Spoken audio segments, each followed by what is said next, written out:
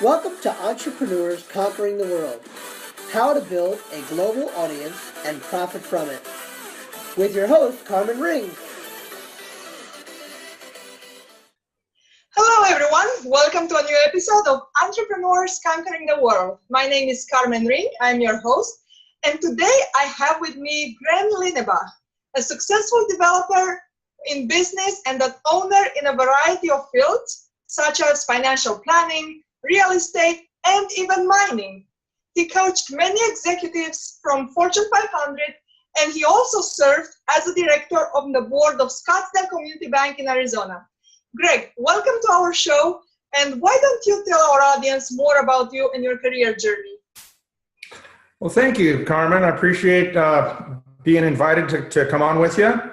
As Carmen said, I'm Greg Linnebach, and I have been had a very interesting journey over the last 40 years. For the last 35 years, I have led and founded a number of companies, served as CEO or owner in many of those. And as she mentioned, I started my career in the field of financial planning.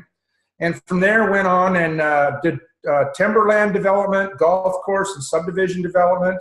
I actually had a short stint leading a public mining company.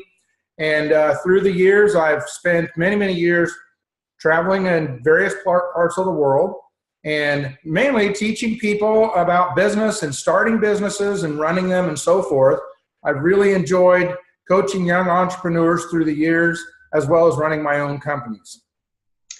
And I also know that as a member of Business Project for Community Development, you traveled all around Europe, Africa, Asia, North and South America. You've been everywhere. That's true. Since this is a little bit the purpose of our summit, we discuss international business. Can you tell us a little bit about the projects you developed all around the globe? Certainly. Probably some of the things that are the most gratifying to me have been in countries such as Kenya, Rwanda, Southern India, where we've actually helped young entrepreneurs start businesses. I've enjoyed teaching and speaking in conferences, especially in the nation of Kenya. We've had great fun even in South America and Peru. Maybe we'll talk about that a little bit more. But yeah, some of the kind of projects that we've seen get going are businesses such as a t-shirt business that actually ships around the world. Businesses in Kenya that manufacture furniture of various sorts, and also agricultural projects.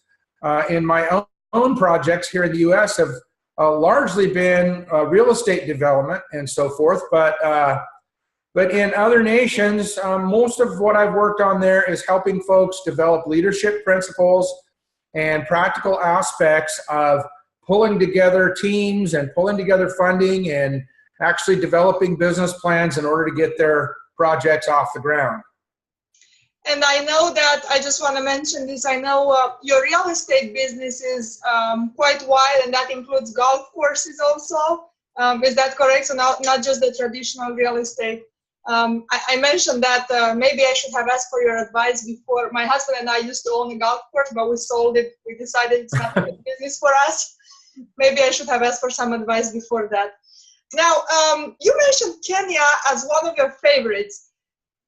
What makes you have a favorite? Can you tell us about the differences in doing business in different countries? Is a nation different than another? What makes Kenya your favorite? You know, the thing that really makes a place a favorite for me are the friends and the people that I know and the relationships that are developed there. You know, every country has got resources, they've got beauty, they've got, issues going on politically, good, bad, and otherwise. But it really, for me, it really comes down to building relationships. I just love those times when I get a call from somebody and they say, hey, Greg, I'm working on this contract or I'm working on this project. How do you think I ought to go on that? Those are the kind of things that I really love. And I just have so many friends in the nation of Kenya that I often refer to it as one of my favorite nations. When I land in Kenya, it's just almost like a reunion every time. So I do enjoy that a lot. We have a lot of friends in many other countries. And so maybe it's not exactly fair to say that Kenya is my overall favorite, because when I go somewhere and I'm with the folks that I know and love there, well, that actually is my favorite right then. So yeah, that's been, I don't know that I see, a lot of real huge differences between countries. Certainly there are always constraints and issues politically or economically that make it more difficult in some places than others. But really, at the end of the day, for me, it's all about relationships with people, and those things develop over time, and some of them are very long lasting, and I just appreciate that. I love it. And thank you for bringing this up. I also think relationships are important. One of the most important factors in a business, and relationships with customers, with partners, with suppliers, with just everyone that's part of your business in one way or another. Now, you are, between your fields of expertise, you are an expert in marketing also, and expanding the market, in reaching new markets. Would you advise a different market approach based on the country that you're in? Well, everywhere you go, not only are there different languages, but there are different cultures. And in one country, culturally, people might be very, very open and share their ideas and thoughts with each other. And in other places, much more restrictive. I found that in places such as China, I've enjoyed spending time there, but it's a very interesting market and economy there. And so a lot of business in China is, well, I would say locally, people really tend to be, let me just say, less outwardly buoyant maybe than Americans. People are more reserved and they talk to each other, and there's a lot of respect and dignity in Japan. I love spending time in Japan, and really the marketing in Japan, everything I've been involved with there has always involved marketing to people from all over the world. And so I really haven't had a lot of experience in marketing in Japan to Japanese citizens, but more working with Japanese business people in selling their products around the world, especially into America. But yeah, definitely, it's important to get to know the people. I always love to learn as much of a language as I can. If I'm in a country for 2 weeks, I'm going to spend 2 weeks of language learning. And so I don't have a fluency in a lot of languages, just a couple, but I know a little bit of a lot of languages. It's not so much a matter of the language as it is relating to folks.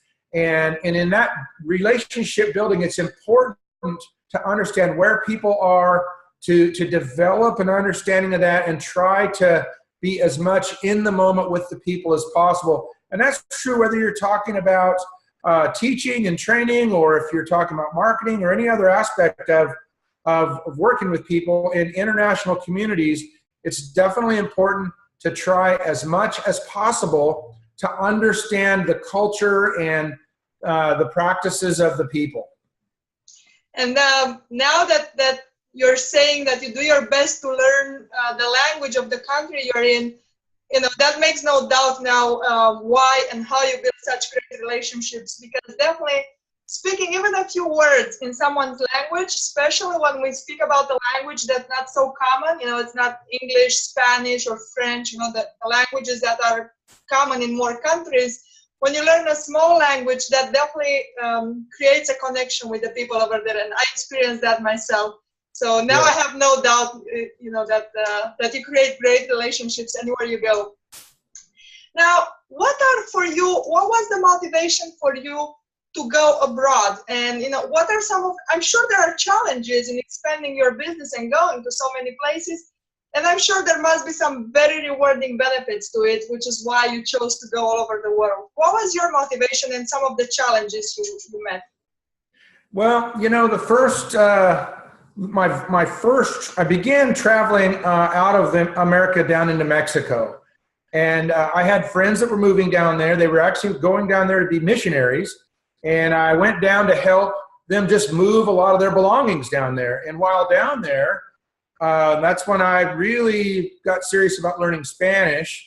And I just began developing such great friendships. And I found that as I would meet people, they would always want to ask questions about how could they build their business or do better with their business. I remember one man in my very first trip down to Mexico that owned an ice cream store. And, you know, we just sat there in his ice cream store enjoying some ice cream, and he started asking me some questions about business. And I was able to just point one little thing out in his store and ask him a question about that. And he said, I'd never thought about that before. He made a change in it. And 3 years later, when I was down there and saw him, he had now expanded and he had 15 stores. And he had at that point in time was very successful. So a lot of times, you know, just in working with people and moving around, I found myself, again, building relationships. I didn't even go there to start with, but having built those, and that communication continues on. One interesting point that happened out of some of our early trips into Mexico was we developed such great friendship with one family that actually their 3 kids all came up to the States and lived with us for about 3 months as a kind of an exchange program. And it was great. We learned so much from each other. And so, you know, it's not always just about business or just about making money or finance, but in the process of developing those relationships, business is always a part of the conversation. And so when I can help somebody to increase, I always want to do that. And those times kind of end up with an invitation to come back, because this one was meeting with his friends over here. And so those are the kind of things that can get started. I'll just give you one other little brief one. In Peru, I had gone down to Peru once again to visit with some people that I knew in a ministry type of a situation. And they invited us to come down to Peru. And once we got down there, we ended up working with a couple of the folks that were trying to start some businesses. This led to a request by a local businessman to come over and do a talk with some business people. So they had arranged for a room in a city building of some sort, and we were expecting to go over there and see 20 or 30 people in the room. And when we got there, they said, oh, we can't meet here. We got to meet in the room across the way because this is too small. We went over there, and there was over 300 people in there. And we ended up doing kind of a panel discussion interview format like this. And we had business people there from manufacturing and from sales and from all kinds of different industries. But the questions were applicable from everybody. And that was the beginning of a number of invitations to come and help people with some of their business issues. I see. So a lot of, one of my questions, which I'm probably going to skip in this interview with you, would have been, what's one factor that has the most impact in building the success of your business? So I think by now we already got the answer to that, to be relationships and connections, like you said. Now, you spoke about the benefits and the great things that come with the international markets. How about some of the challenges? What should somebody who's aiming on opening an international business, what should they expect in terms of challenges and how to overcome them? Maybe you have some advice. Yeah, I think some of the biggest challenges that I've seen, I've experienced myself, and I've observed a lot of others experience the same things. And it goes back to what we talked about at the beginning about learning and understanding the culture of people that you're working with, that you're speaking to. And nobody is going to go from one country to another and immediately be an expert in everything to do with that country. And so I think one of the real keys that I've always seen is, again, in developing some of those relationships, establishing close relationships with people that are very trustworthy, that I can work with, that are willing to tell me I've done something incorrectly or wrong, that we can learn from each other. And I think that's probably the number one thing, because there's a natural tendency in people when you meet somebody and they're coming from a perspective you're not familiar with, you automatically think, you're wondering, are they trying to do something bad to you? you have to really build some relationships with people that you can develop some trust in. And I don't know if you've ever noticed, if you're around somebody that's speaking a different language that you don't understand, natural human tendency is to think, oh, they must be talking about me. But it's not necessarily true. So I think it's important to kind of overcome some of that natural paranoia that a person has, build the relationships with people that can be trustworthy. A 15-minute message takes about 35 or 40 minutes. And then plus, you have to develop a kind of a rhythm with the translator so that you're speaking and then they're speaking and it goes back and forth, but it flows naturally. I was in a situation in the nation of Rwanda one time where I was with two other guys and we were doing a leadership conference. And we had one translator that was going from English to French, then another one that was going to Swahili, another one that was going to Rwandese. And I never did even figure out what the other language was. But you make a statement, and then 4 languages later, it's now back to you. That's a challenge, and it really requires a lot of patience, and it really requires a lot of practice, so to speak. So if you're ever in that situation, you'll think back to this moment and say, oh, yeah, that's what he was talking about right there. Yeah, I'm actually often in that situation because I work as a translator. My business, I own a translation business, so I am myself one of those people sometimes. I don't do much of these big live events. I prefer to just do small groups, business groups that I work with. I don't really enjoy going to these huge events and work over there just because of what you're saying. But I totally understand what you say. And I think what I've noticed is my husband also develops leadership programs, and I often help him with translations around different countries. It's also a matter of time management when you work with translations because of what you say. That a seminar that usually, like you said, that usually takes 15 minutes, or a speech, it goes up to 30 or 45 minutes, and that time is also one of the biggest assets and resource one can have. So that right there is a big thing when you work with translations. You've been talking so much about relationships and people that helped you and people that you became friends with. How about do you have mentors in your business, people that you go to for counseling yourself? I know you're a mentor for a lot of people, but do you yourself have mentors too in your business? I do, yeah. I've had the privilege of really working with a number of great mentors through the years. And I just always appreciate every one of them. I would always like to think that as I'm receiving great input and instruction from them, that I'm also able to return some of that as well. And so, it's been, I would say, when a person is at the top level of a company, they've got decisions to make, they've got to evaluate information, they've got to check all this stuff out, and then they have to make a decision. And sometimes those things aren't easy or fun decisions to make. The problem that almost all CEOs have is they tend to think there's so much that I don't know. And when I sit around with all the other CEOs, I wonder if they all realize how much I don't know. After a while, I finally started discovering we all think the same way. Sometimes you don't know what you don't know. You have to begin learning something and say, oh, okay, I never knew that. And that is not something to be ashamed or embarrassed about. It's like, I love when I find out something that I didn't know, because then I can learn it. And I find it true in any industry, any endeavor, that as soon as a person thinks they know everything, they might as well just go somewhere else. So yes, the question about mentors, I've had a lot of mentors. I continue to have mentors. Some of the people that consider me a mentor, I learn from them all the time. So yeah, that's completely true.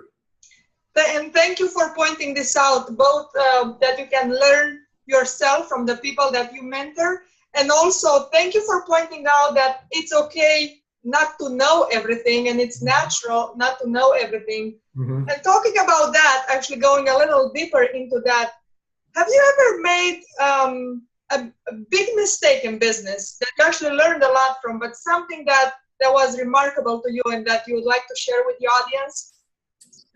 Yeah. I will share something. And before I do that, I'll share one other a little story. When I think it's got to be 25 years ago, and I was helping put together a project that we were preparing to go out to raise some capital. And so we had a great package put together. I had contact with a guy that ran a big venture capital fund in the Bay Area, and I had sent the package out to him, and I get on the phone talking to him. And as we're talking, he kept asking me personal questions, and I wanted to discuss the parameters of our project. And finally, I asked him, I said, are we going to discuss the project? And he said, well, here's the thing. You sound like a real sharp young guy, somebody I'd really like to work with, but I'm kind of interested in learning about your claw marks. And I was confused. I said, what do you mean my claw marks? He said, well, you're bringing me the project. It's like we're getting ready to decide if we're going to load this thing up and make our way through this jungle and come out on the other side successful. And I'm going to be expecting you to kind of lead the way through there. And I don't know the pitfalls that are in there, but when I look at your back, if I don't see some claw marks, I know you haven't been through that before. So when you've got some experience and you've had, some challenges and you've been beat up real bad, and then I see that you've come out on the other side, I'll be able to say, oh yeah, there are claw marks, but they're scars and they've healed over, and this guy knows how to get me through that. One of the examples that comes to my mind, earlier on in my life, I thought, oh, I've run so many kinds of businesses, I could run anything.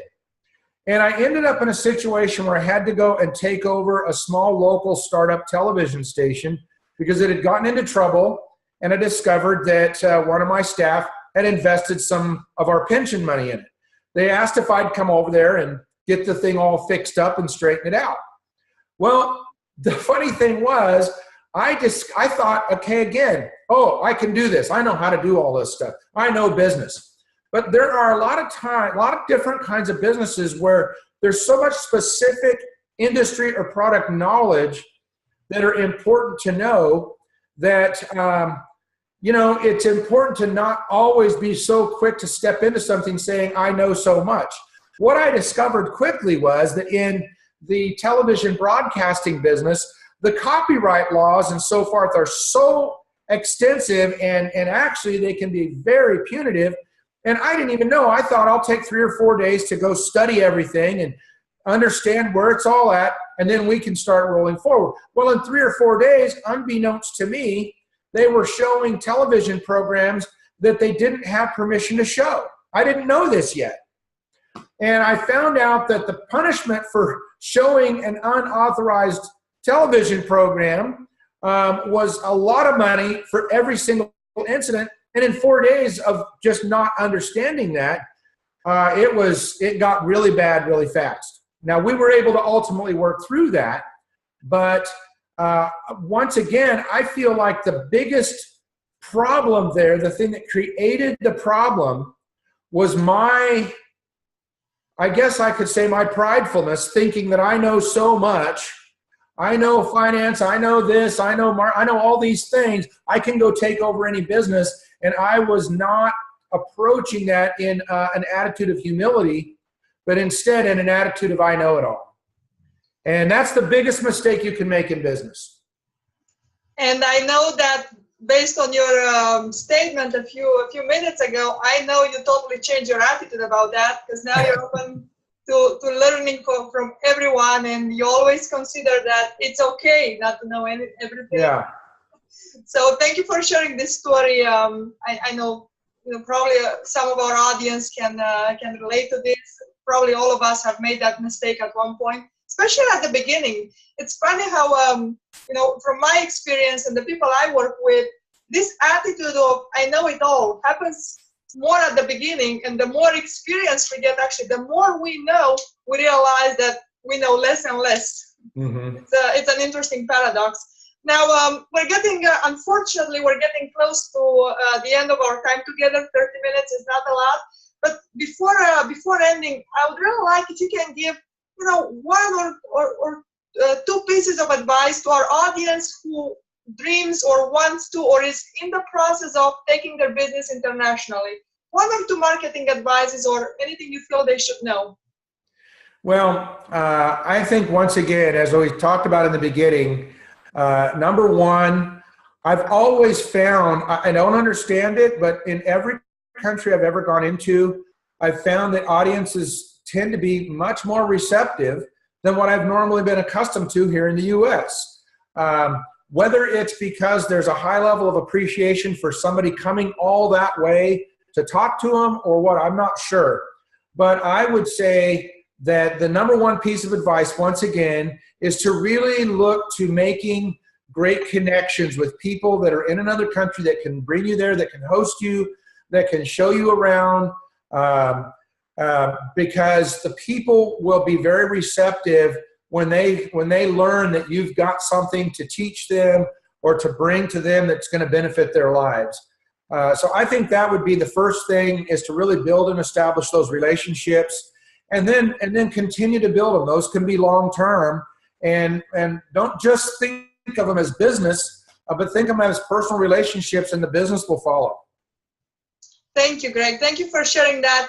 Now, a few more words I'd like you to say about your book. You're also an author of Creating Customers for Life. You can give us a little bit of details about that, and then the surprise you have for our audience. Yeah, okay. Well, once again, I've discovered through the years that no matter what business that you're in, the principles tend to be the same.